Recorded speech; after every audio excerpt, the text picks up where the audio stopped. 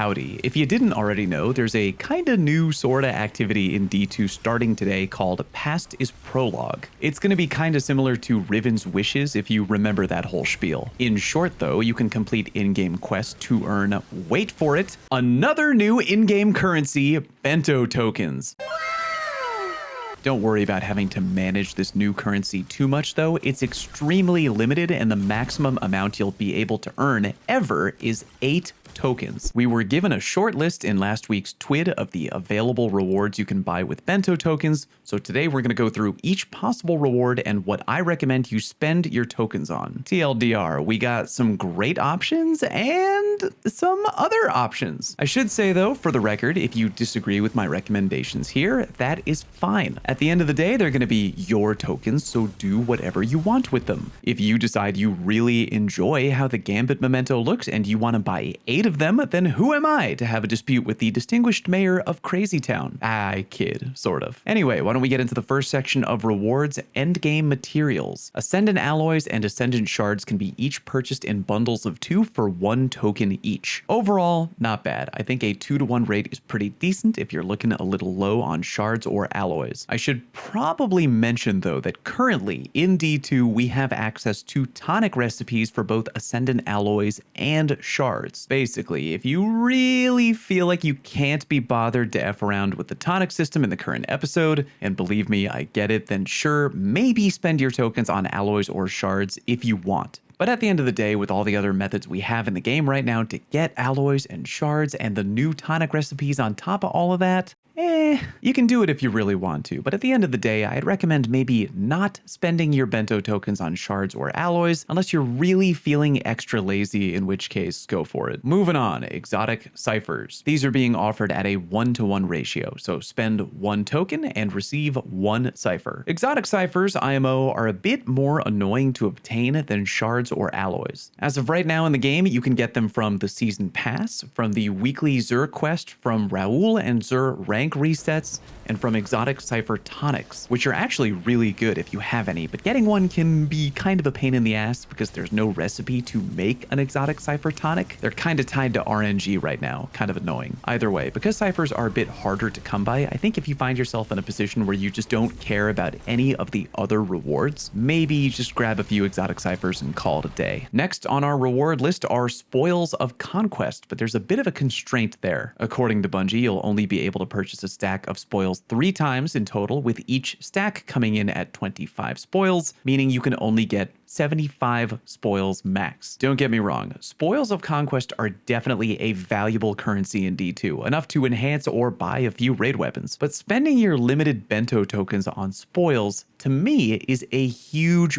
waste. In addition to the fact that you can farm raid loot as a solo player, a topic I've put out a detailed instructional video on, we're living in the year of our Lord 2025, and we have access to checkpoint bots, aka D2 accounts that exist for the sole purpose of just holding onto and sharing checkpoints with other players. And don't worry about this being shady business, by the way. Bungie is well aware of the existence of these and has even gone on the record before essentially saying that they're fine, at least the last I checked. Anyway, my friend Luxtruck has a D2 checkpoint bot that is free to use and can give you a wide range of different raid checkpoints. And between my guide on solo raid loot and Lux checkpoint bot, I'm kinda all set in the spoils department. I'll go ahead and link both down in the pinned comment. Enjoy your free raid loot and free Spoils of Conquest. Moving on from currency, the next category of rewards you can get are mementos, including ones from events that have already concluded, like Festival of the Lost and the Dawning. Not really too much to go over here. If you missed the event altogether or just like how a particular memento looks, just get that memento. I should mention though that you may want to avoid buying the Gambit memento and the Vanguard memento. Those are both constantly available and not too hard to get in general. Unless, of course, you really like how the Gambit memento looks but can't stand playing Gambit for long periods of time. And if that is you, trust me, I get it, but yeah, the Vanguard memento can drop from Grandmaster Nightfalls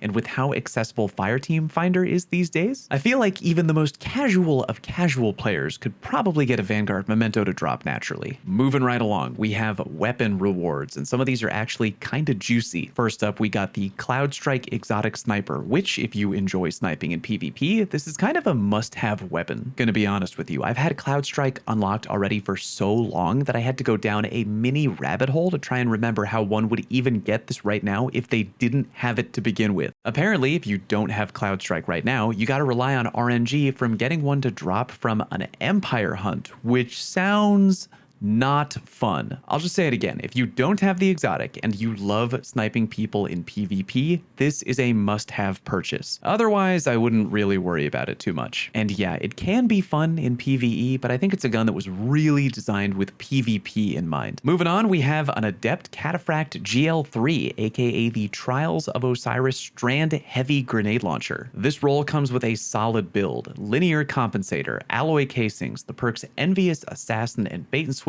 with a velocity masterwork. This is a great heavy DPS grenade launcher for PvE and perfect for the current meta. Now, some of you might be saying, hey Fallout, you beautiful idiot, why should I buy the Adept Cataphract when Bungie literally just gave us a free Godroll VS Chill inhibitor grenade launcher after the Waitgate fiasco, which last I checked is still available at the gunsmith? And that would be a fair point, but remember two things. Thing one, besides the obvious of being an adept weapon, these two launchers are completely different elements, one stasis and the other strand, meaning that if you're in a PvE activity with a strand surge, the Cataphract would be the better option to use. Thing number two, you can only claim the VS Chill inhibitor from the gunsmith if you've completed the Vespers Host dungeon, and many players out there are either solo or just don't do dungeons. But yeah, if you don't already have a good DPS grenade launcher for whatever reason, I highly recommend spending one Bento token to grab the Adept Cataphract GL3.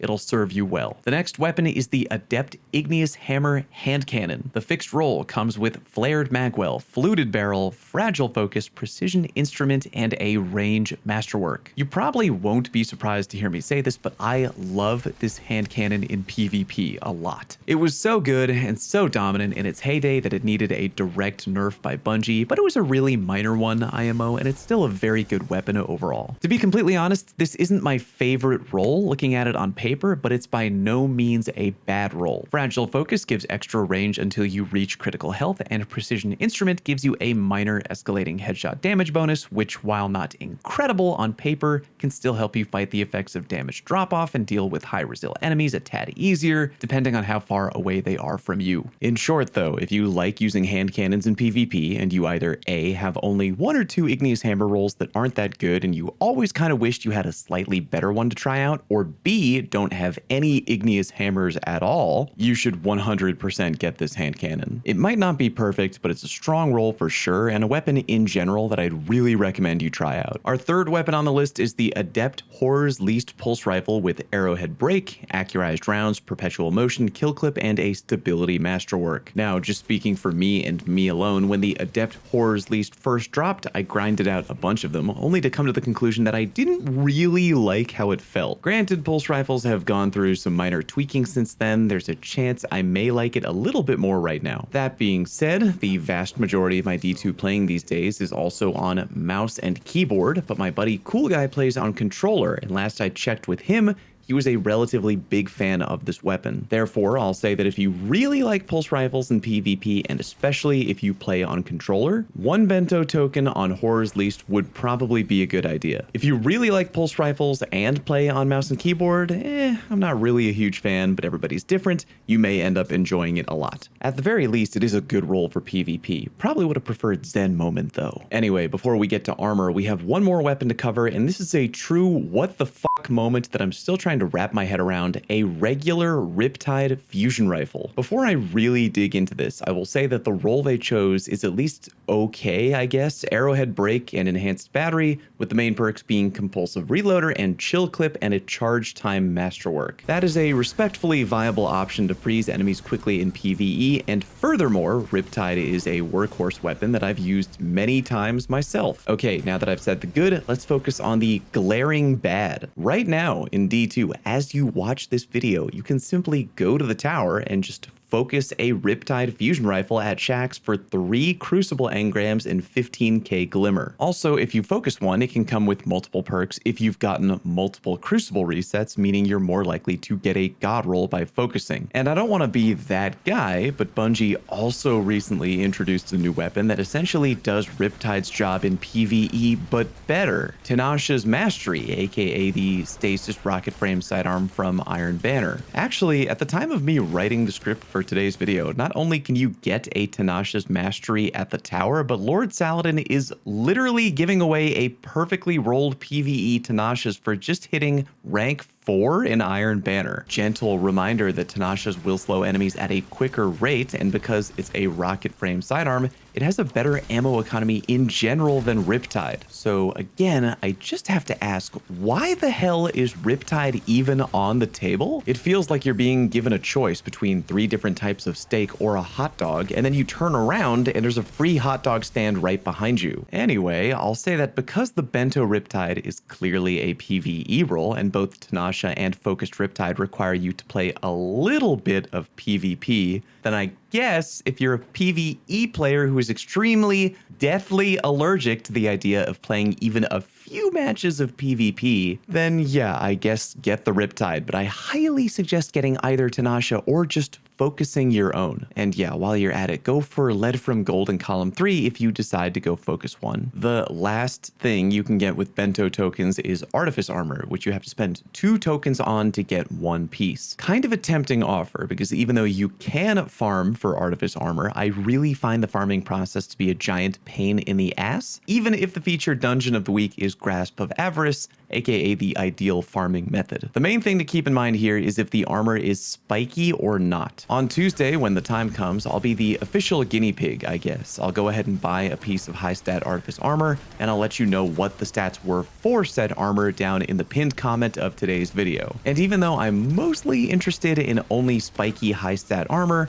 I feel like a lot of players may not care and just want any Artifice Armor, which is fine. Reminder that when you've spent 5 Bento tokens overall, you'll be given the returning Chatterwhite shader entirely for free. So make sure to spend at least 5 of these tokens to earn that shader, which literally has not been in the game since D1. Anyway, keep your fingers crossed that the high stat armor actually is high stat armor. Thank you very much for watching. Peace.